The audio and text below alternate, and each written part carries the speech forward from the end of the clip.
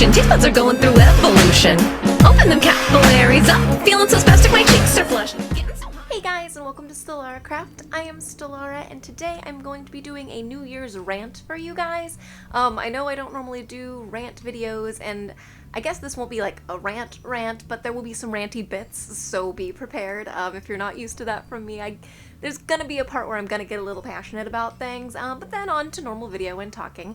So to dive right in, what I wanted to do today was kind of a New Year's recap / resolution video. I wasn't gonna do this, but then I've been watching other YouTubers do their goals for the year and their resolutions for the year, and I've been watching a lot of videos on people talking about how bad New Year's resolutions are and how you shouldn't do them because they're bad for your psyche and everybody fails at them and blah blah blah. And that's where the rant comes in. So one of the videos that I was watching mentioned learned helplessness and how not doing your New Year's resolution can lead to learned helplessness. So if you don't know about learned helplessness, I'm going to put some links below, but it's kind of a serious issue, and warning, like trigger warning, spoiler alerts. The way that I know about learned helplessness was from an experiment that was done using lab rats. In the experiment, long story short, they took some rats and they put them in a condition where they had no choice but to get electrical shocks.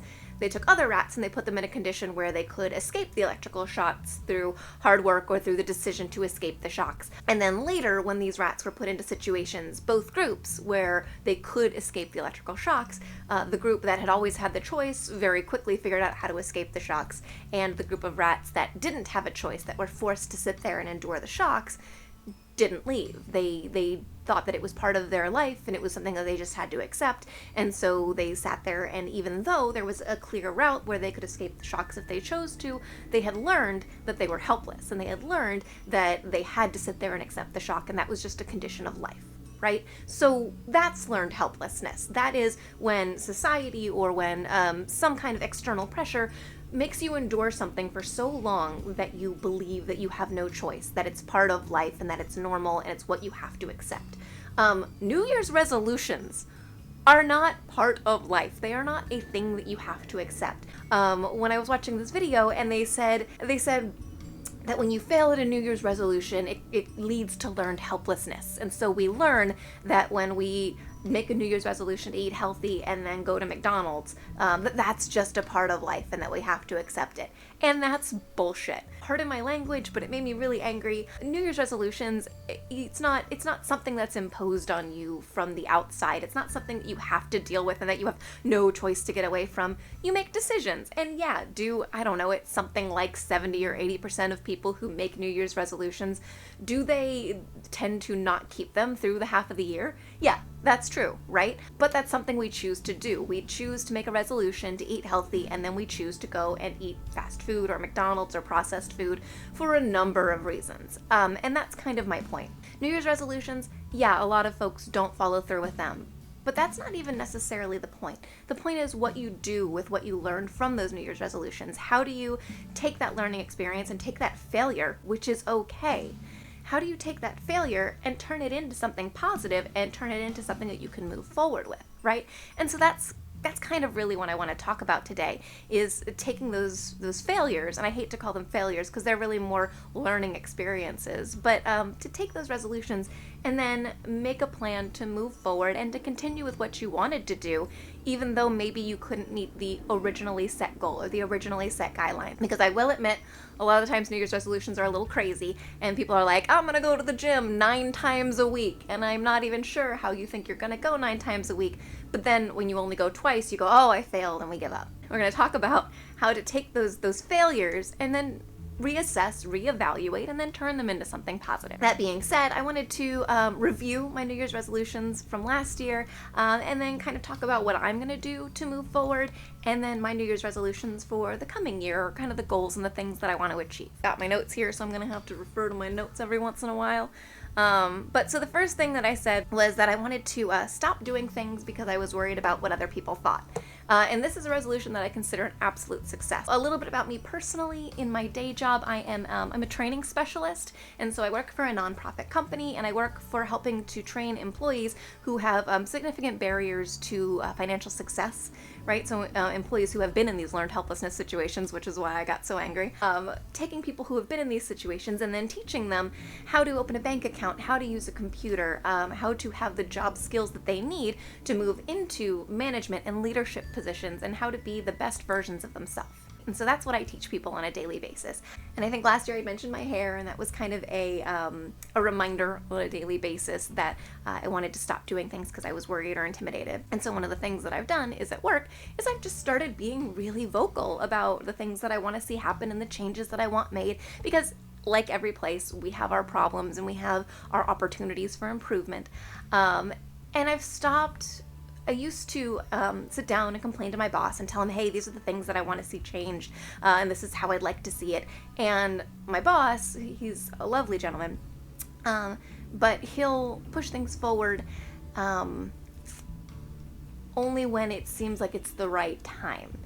And I don't know about you guys, but it's never the right time. And I know that there's a strategy to this, but I've been tired of waiting for the right time. So this last year, I just started being very vocal. I started talking to basically anyone that was associated with some of the things that we needed to move forward. And I just started putting my opinion out there and making sure that I was heard by not just my boss, but all of the departments that are relevant to this. And it turns out it works, right? Change is still really slow, but at least I feel good that the message is getting out there and that people are at least thinking and considering along the lines of what I would like to change and the direction that I would like to go in. And so even that just feels really good, even if all the changes haven't happened, because it's slow. Change takes forever, right? But at least I'm planting the seeds and I'm getting the thoughts out there and I'm getting heard, and it feels really good. And it turns out there's not a lot of negative repercussion. I have to be prepared to defend my statements. I have to be ready to talk about them and how they positively affect the business and what we're going to do about some of the more difficult situations that may come up from these. But that has just challenged me to be more prepared and to think ahead.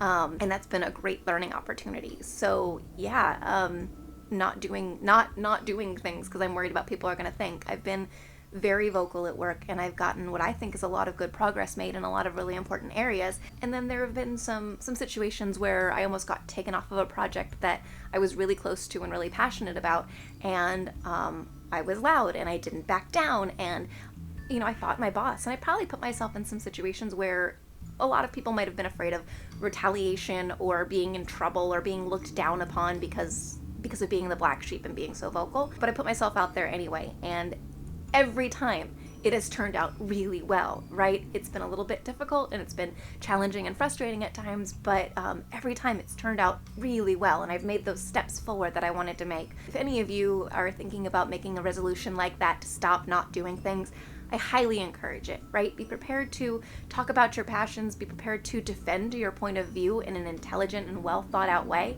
But if you can do that, my experience has been nothing but positive in moving stuff forward and getting what I want, what I need, and moving the direction in my career in the direction that I want it to go. So I think that New Year's resolution has been an absolute A+, yay, great experience, right? Would do again. Will continue to do, honestly. I think at this point it's not really a resolution anymore as much as a change that I've made in myself and my behavior, and I'm absolutely a different person now than I was a year ago, and I'm so thankful for that. So if you are thinking about doing this kind of resolution, please do it. Do it for yourself. So last year I made the resolution to post a video every week. And so this resolution, you could look at it as something that I succeeded in, and you could look at it as something I technically failed in. So there are 52 weeks in a year, and I posted 50 videos. Technically fail. However, let's look at the reasons why I failed. And let's look at the reasons why I succeeded. Let's look at that first. Posting a video every single week, right? Had to be constantly thinking about what I wanted to make, how much time it would take, a lot of time management that I needed to have, creating schedules, creating what day I was gonna do what, and being really organized about it. And so, yay, positive. That was a good thing that came out of that. Let's see, what else? Other positives. Had to think ahead. And so when I went on vacation. I knew I was going to be on vacation for, I think it was 10 days, and in that time I would normally make or start 2 to 4 videos. So what I did was I made a let's play of a visual novel that I had been meaning to do, and I actually mentioned that in my resolution last year. A let's play video of a visual novel where I read through as the characters, and so I was able to do that in a good couple of hours of doing the recording. I had to figure out how to do screen recording. But that's cool, right? I figured out how to do screen recording. So I had time to do the editing later, but then I could post it, and post it over the period of time that I was on vacation. And so again, that's a planning ahead aspect that was having to learn how to do a new thing, which is good. Yay. Let's see, reasons why I failed, right? And I'm doing this as failed, why I only posted 50 instead of 52 videos. I went back to school. So I finally, again with that whole not doing things, I went back to school. I applied to Boise State University for their online program, and I am now pursuing my master in instructional design. And so I went back to school, and I'm doing that. And for my first semester, I'm sure you guys will notice that in, what was it, August-ish, August, September, all of a sudden my videos kind of stopped coming for a long period of time, or very sporadically. That would be school. So I decided to take 2 classes that are 4 credit hours each, which BT dubs is intense and kind of cray-cray. So if you are looking into a master's degree and you think that you're going to do full-time and school, just know that 4 credit hours is going to take up all of your time, okay? So it was a little bit intense, but good news is I got A's in both classes, yay, which is not an easy thing to do, but I'm very proud of myself that I went through and I did it and worked full-time working on the intense projects that I was talking about at work, and managed to get both those A's. So again, yay, positive things. Time management wise, I did have to let the YouTube videos slip, but I think that you guys are okay with that, right? School versus videos, I think you're okay with that. So to make up for that, when the winter break came, I said, okay, I'm gonna do a whole bunch of Christmas and New Year's related videos. And so I kind of started to catch up a little bit between Christmas and New Year's and posted a whole bunch of videos, which I'm sure you guys noticed. Yay, she's back. And that brought me up to the 50 videos. So technically, did I make my New Year's resolution? No. But did I do great things instead? Yes. Should I have only taken 1 class in school so that I could keep doing videos? Probably not. I mean, I could have, but that's not what's best for me. But what I was able to do was I was able to recognize and make the decision, make the choice that, hey, I'm going to fall behind on this thing that I wanted to do, but this is what I'm going to do later so that I can catch up, right? So again, another growth moment, another positive thing that came out of it. Technically a fail, but personally, I don't consider that a failure at all. I consider it a huge success, and I'm very proud of myself. And I'm only taking 1 class next semester. It's another 4 credit hour class, so it is pretty project intense, and it's group work, yay, because everybody loves group work. But I'm only taking 1 class, so I should be able to get back onto probably a weekly, I'm not gonna promise weekly, but probably a weekly video schedule, and then also doing school and work, and that should be a good balance of work, life, other things, and I think that that'll be a good place to be. So my 3rd resolution from last year was to eat less junk. How did I do on that? The first half of the year, I did pretty good. Right up until like June or July, I was eating lots of salads and lots of fresh food and cooking a lot. And I did really good about the first half of the year. And then right around July, right, remember me talking about work stuff? Right around July, I really dug into one of these major projects that I wanted to be a part of. And it's intense, and it was very frustrating at times. And because of that, I would deserve ice cream, bread, things that I would crave because I was stressed, right? I got pretty stressed out because of the project. So I would deserve to eat bad foods or processed foods. And that's my mistake. Right? And so at this point, would I say that I failed at that resolution? Yeah, I probably would. To be honest, I think I didn't exactly live up to what I wanted that resolution to be. But again, the point isn't whether or not I succeeded or I failed. The point is, what did I learn from the experience? And so what I learned is that I use excuses. And so when things are going well, I am really good at keeping up on the eating healthy and doing the right thing and tracking my calories. But when things get hard, when I get stressed out, or I have, again, classes and trying to do videos and intense project at work, when I get that overwhelmed, stressed thing, I use that as an excuse to not eat well. Guess what happens when you don't eat well? You feel lethargic, you feel unmotivated, you're unable to do the other things, right? So it kind of had that snowball effect that kind of rolled into other parts of my life. And so that's the learning point. That's the takeaway from failing at that resolution. Will I make the same resolution next year? No, I'm not really a fan of taking something that I didn't succeed at the previous year and then saying, well, I'm just gonna do it this year. Do something different. Don't make the same mistake of saying, I'm gonna do it this year, and then, oh, I didn't do it last year and I'm not doing it this year, but next year I'll do it. Like, don't fall into that trap. Don't make that mistake. So that brings me to resolutions for this year. So for this year, I have a different set of resolutions, although some of them are slightly close, similar, right? So last year I wanted to eat less junk. This year, I think if I have the right motivation and if I manage my stress levels correctly, the eating less junk will become less of an issue. So what I decided to do is a different health initiative for this year. So I want to start stretching. And I would love to say I'm going to start doing yoga, but I will be honest with you guys. I downloaded a yoga app not too long ago and I tried to do one of the entry-level classes and I was about 2 or 3 minutes into it and like just couldn't handle it. So my level of needing to get in shape is stretching. So that's what I'm going to do. I've done it before where I've woken up and I stretched every single morning and it had me start the day with lots of energy, very motivated. It was actually kind of weird because when I first started doing it, I didn't wake up any earlier. I just immediately got out of bed before checking my cell phone or reading my emails or any of that garbage. I just immediately got out of bed and did 15 minutes of stretching. So not a long period of time, but it was the weirdest thing because I would get up and I would do 15 minutes of stretching and then I would go about my getting ready for work business.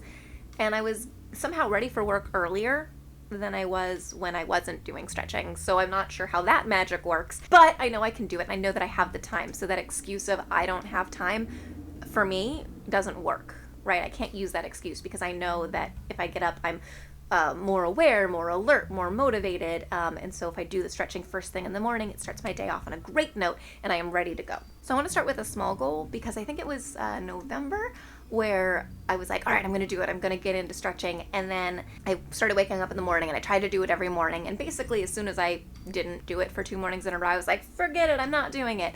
So I want to start with a small goal and then work my way up to a bigger goal. So for 2016, I want to stretch 3 times a week, and then I want to work my way up so that probably by summer, by mid-year, when the sun's coming up early, I can start going to 6 times a week. And I know that's completely doable. I've done it before and I enjoyed it.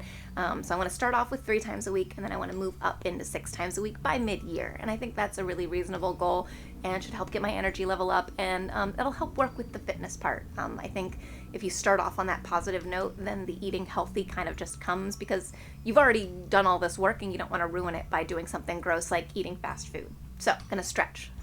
That's goal number 1. So goal number 2, last year I had the goal of making a video every week. This year I kind of want to expand on that to learning new software and new video processing or something, learning new techniques. So that's what I want to do. I want to learn new techniques. I still want to try and make a video every week, although I'm not going to make any promises because I know sometimes learning some of these new software things can take a couple of weeks. So I'm not going to make the promise of every week, but I'm going to try. For example, today, I don't think you can see it, but just off camera, I have a new audio recording setup.